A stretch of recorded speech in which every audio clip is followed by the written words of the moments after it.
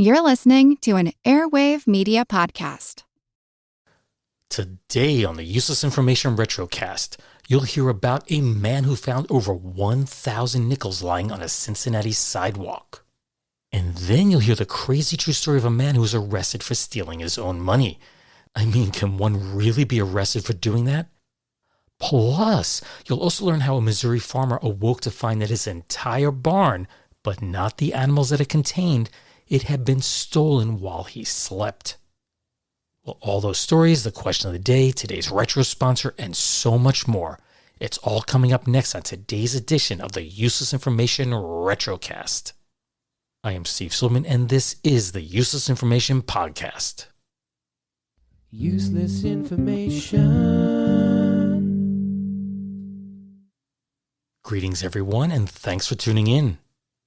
Today, I'm excited to present to you what I consider to be a fantastic retrocast. And if this is your first time listening to this podcast, welcome, and allow me to offer a quick introduction. You see, these are the brief stories that I've discovered while researching my usual longer narratives. So without further ado, let's jump right into today's batch of true stories. Imagine this. A guy walks into Boston's Back Bay police station in the dead of the night claiming that he couldn't remember who he was. It sounds like something out of a movie, right?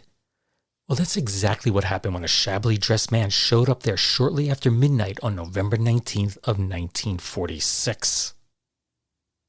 He said that the last thing he remembered was being in a veterans hospital 5 years earlier, and he had absolutely no memory of anything that had happened since. The crazy part is he was shocked to learn that it was now 1946 and that President Roosevelt had since died.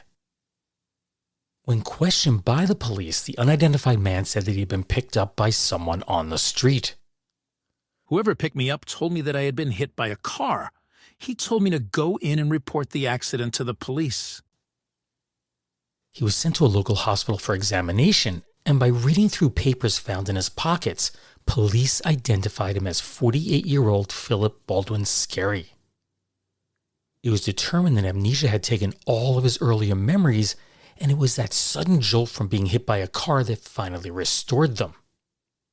But the trade-off for gaining back those old experiences was that he now lost his memory of what he had been doing over the past 5 years.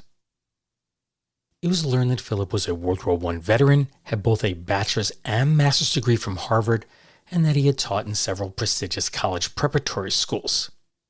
But all that took place prior to him losing his memory. When contacted, his brother, Wilbert Bancroft Scarry, said that the War Department had informed him several years prior that Philip had been discharged from the Army during World War II, but that he hadn't had any contact with his brother since 1940. So just where had Philip been over the past 5 years? Well, he couldn't say, but police determined that he had not been teaching. Instead, he had been working as a janitor in Boston under his given name. Interestingly, his 1942 World War II draft card indicates that he was working at the Town Taxi Company in Boston at that time.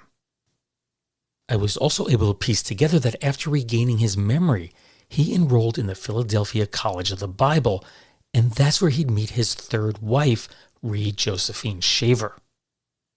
The two would marry on December 26 of 1958.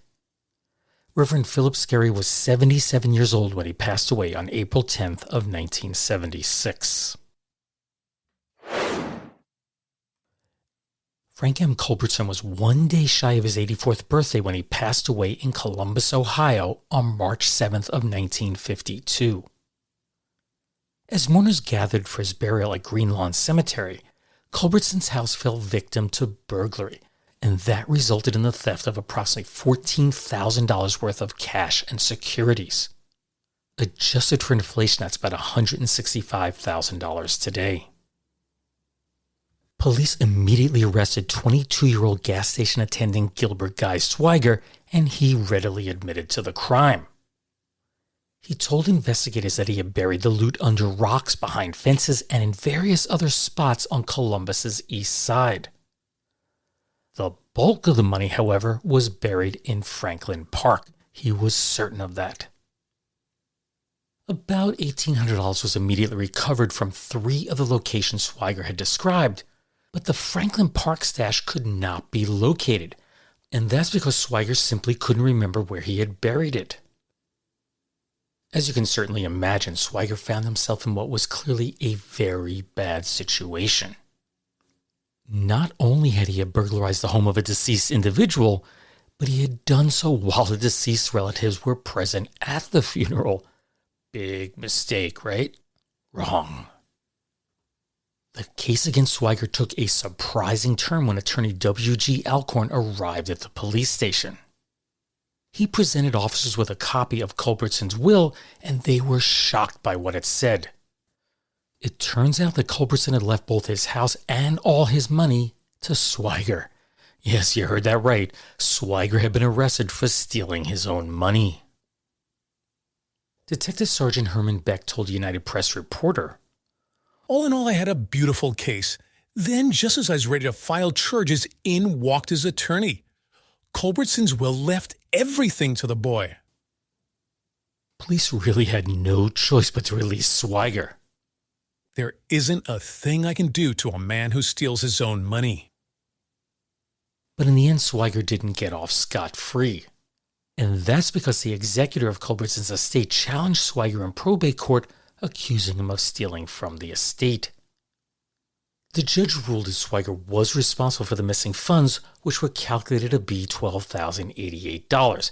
That's about $141,200 today. Which leaves me wondering if that treasure is still buried in Franklin Park, although my hunch is that if it was still there, it would have long decayed by now. But you never know. There is a possibility that it's still there. So grab your shovels and let's start digging. On Tuesday, May 18th of 1954, as 70-year-old Cincinnati resident John L. Sasso walked to work, he spotted what appeared to be bingo chips strewn on the sidewalk. Being curious, he decided to stop to examine them. He was probably glad that he did. And that's because they weren't bingo markers at all. Instead, those shiny little round things were genuine United States nickels. And it wasn't just a few coins that he found. In total, he picked up 1,007 of those shiny bits of currency. Today, some people wouldn't put the effort in to pick up those lowly nickels, but keep in mind this is 1954 when they had much greater buying power. Adjusted for inflation, John's $50.35 fine would be worth approximately $585 today.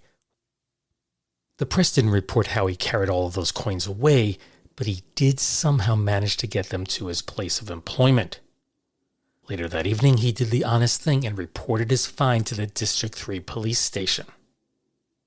After hearing his story, Detective William Hassenmuller concluded that the coins had been pilfered from the Mount Echo Tavern, which was situated at 481 Elburn Avenue the previous Sunday evening. It seems that owner Robert Jasper had reported the theft of $100 in nickels from 2 of his pinball machines. Apparently the thief didn't get very far because the nickels were found right around the corner on Bassett Road, mere steps away from where the crime had occurred. Later, police discovered an extra $2.35 at that same exact location. That's about $27.29 today. Those recovered nickels were returned to Jasper, who in turn rewarded John L. Sasser with 500 of the coins. That amounted to $25, or about $290 today, for his honorable actions. Very nice. If you're a longtime listener to this podcast, you're probably aware that I taught high school earth science and physics for 30 years before retiring. And teaching teenagers creates a lot of memories, many good, and I have to admit some are bad. But I'll never forget the day many years ago that one of my students began to debate me over whether man had actually stepped foot on the moon. He insisted it was all a hoax, and then he began to argue with me over the facts. And I have to admit, I was totally unprepared for that debate. I never saw it coming. Well, it turns out he had seen a special on Fox, and no, not the news channel, but the Fox television network. And it described all the evidence that existed that proved without a doubt that all the moon landings were staged. And then with each passing year, I found that more and more of my students insisted that it was all one big hoax. But by then I was definitely prepared to debate them. And each year, somewhere in the conversation, one of my students would bring up the idea of sending a manned spaceship to Mars. And that would lead me to point out just how incredibly far away Mars was from Earth. In other words, it would take a really, really long time to travel there. So here's a question related to that for you. Let's suppose a human actually did set foot on Mars. At the very moment that that first toe touched the Martian soil, the astronaut would radio back to Earth to let those at the command center know that they had done so, right? You want a record of your accomplishment.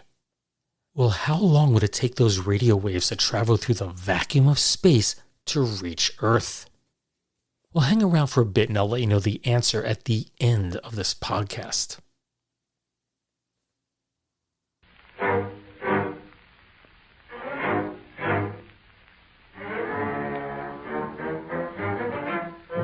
The Amazing Adventures of Flash Gordon.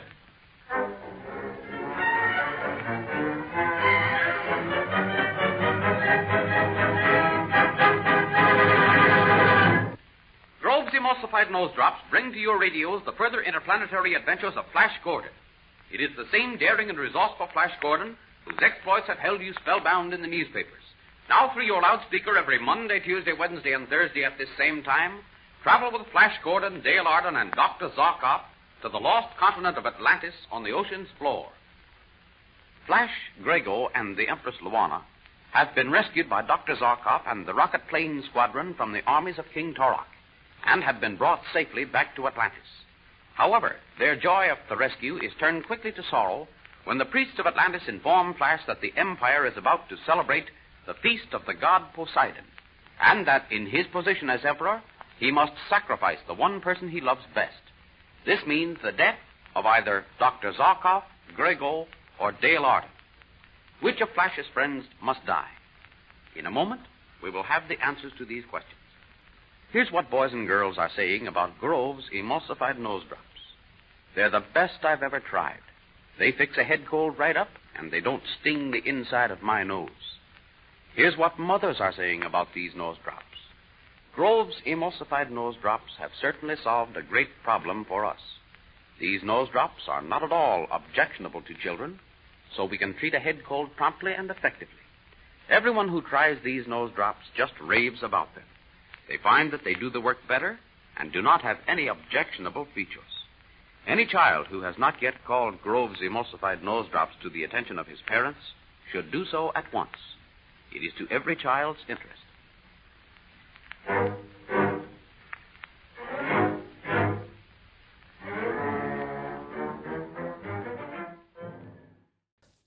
That commercial for Grove's Emulsified Nose Drops is from the December 31st, 1935 radio broadcast of The Amazing Adventures of Flash Gordon. Flash Gordon was King Feature Syndicate's answer to the wildly successful Buck Rogers comic strip.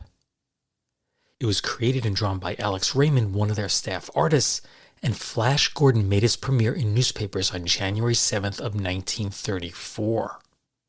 And just like Buck Rogers, Flash Gordon proved incredibly lucrative, not just as a comic strip, but also in the movies, as well as on radio and later, of course, television.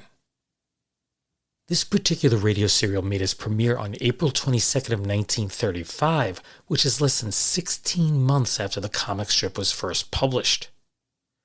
Not only was it the very first Flash Gordon radio series, but Flash Gordon was played, the first one ever to play the part, by actor Gale Gordon, who I have to tell you seemed like he was everywhere on TV when I was growing up.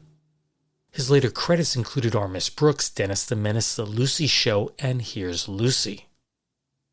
A little known fact is that he was originally picked to play Fred Mertz on I Love Lucy, but unfortunately he was already committed to Our Miss Brooks, and that's how William Frawley got the part. As for Grove's Emulsified Nose Drops, I couldn't help but notice that they spent so much time doing a recap and, talking about the product that the actual story didn't begin until 2 minutes and 22 seconds into the program. And that wouldn't be too much for, say a show that ran an hour, hour and a half, but this show ran only 14 minutes in length. The nose drops themselves were an oil and water emulsion whose active ingredient was synephrine. It works by contracting the blood vessels in the nose, which provides relief from, nasal congestion. The company was founded as the Paris Medicine Company. That's Paris, Tennessee, not Paris, France. But soon its founder, Edwin Wiley Grove, renamed his small pharmacy, what else? Grove's Pharmacy. Having lost his wife and daughter to malaria, he embarked on a mission to find a better cure for the disease. Now, the go-to treatment up through World War II was quinine, but its bitter taste made it difficult to administer, especially to children.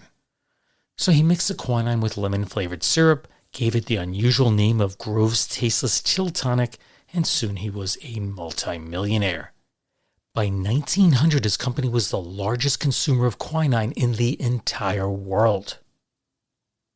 The company would go on to develop many other products, such as their emulsified nose drops you heard in this commercial, but none of them proved as successful as their Chill Tonic. And if you're curious as to why it was named Chill Tonic, that's simply because it took away the chills that those suffering from malaria experienced.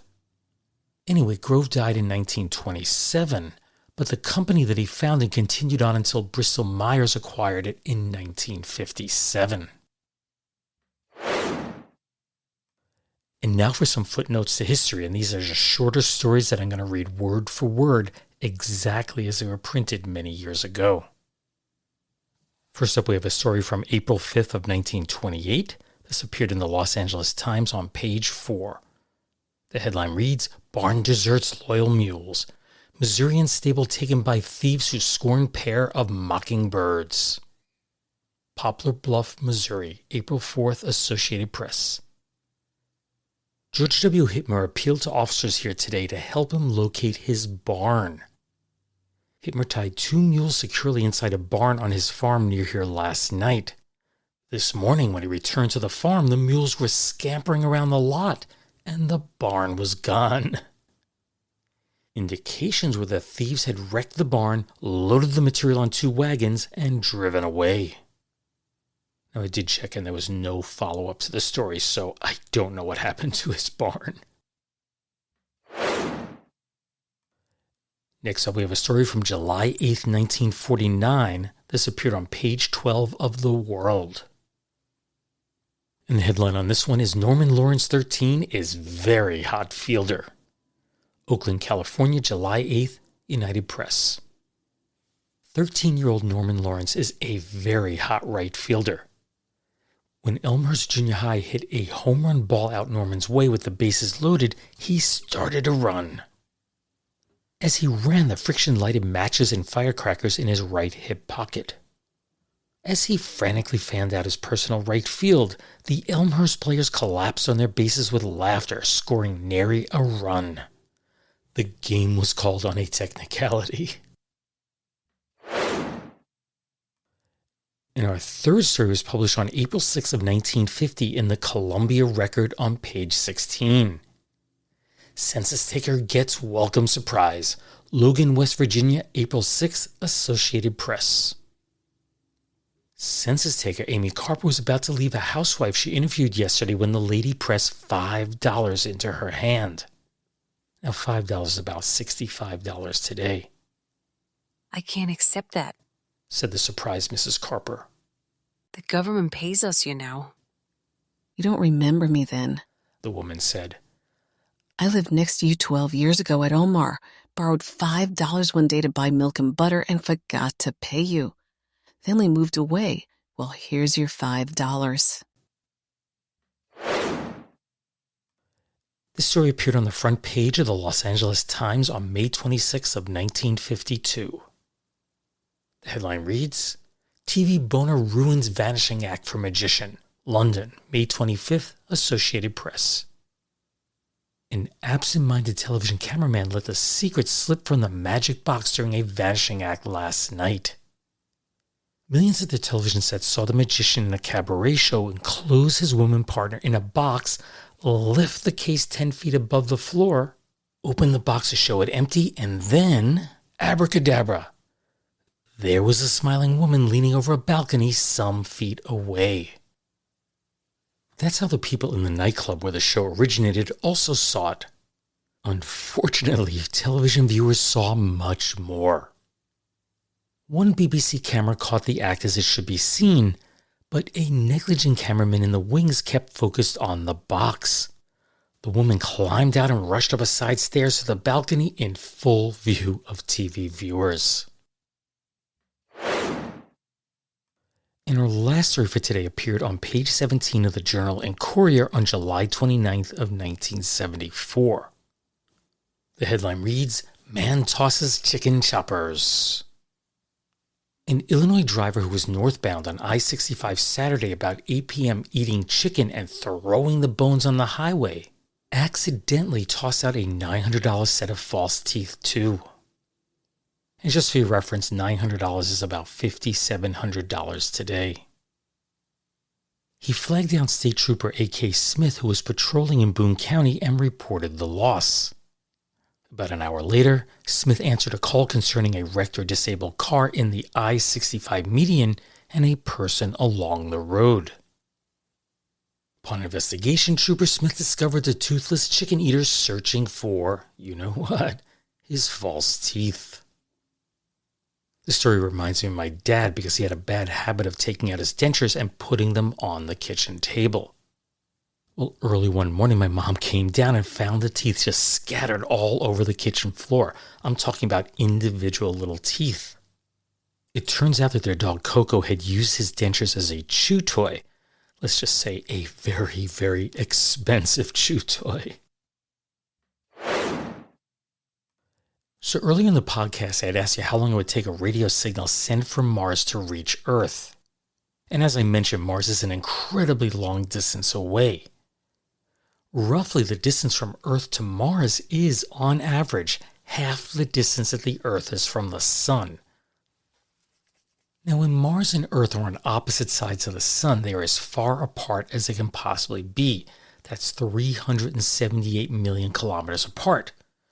So a radio signal which travels at the speed of light, not at the speed of sound, it would take approximately 21 minutes to reach Earth. At the opposite extreme, when the two planets are closest to one another, they're approximately 78 million kilometers apart. In that case, a signal would take 4 minutes and 30 seconds to reach Earth. So basically, you're looking for somewhere between 4 minutes and 30 seconds and 21 minutes for that signal to get to us. But if you take an average, a distance of approximately 225 million kilometers, a signal would take, on average, 12 minutes and 30 seconds to reach the Earth. Of course, then it takes another 12 minutes and 30 seconds to send the return signal. Could you imagine? NASA sends a simple question like, "How's it going?" 25 minutes later, they get a reply, "Something's gone wrong! Help!" I hate to say it, but there's very little that NASA can do at that point. Well, that brings another Retrocast to a close. I just want to mention that all the stories that I selected today came from an old pile of articles that I haven't looked at in several years. And when I say a pile, I'm talking about a stack of truly random papers that's nearly 3 reams tall. Now, today I store all my research electronically, but when I first started the podcast back in 2008, I had no clue that I'd still be recording 17 years later. So I made very little effort into organizing the stories I came across, and that also meant that I printed out a paper copy of everything, and I mean everything. So I just kind of figured it was time to whittle that stack down a bit, and it's still a lot to go through. Just a reminder that you can find the Useless Information Podcast wherever you get your podcasts. If you're listening to me right now through one of the many apps out there, be sure to hit the subscribe button. And if you can leave a favorable comment, that would be greatly appreciated.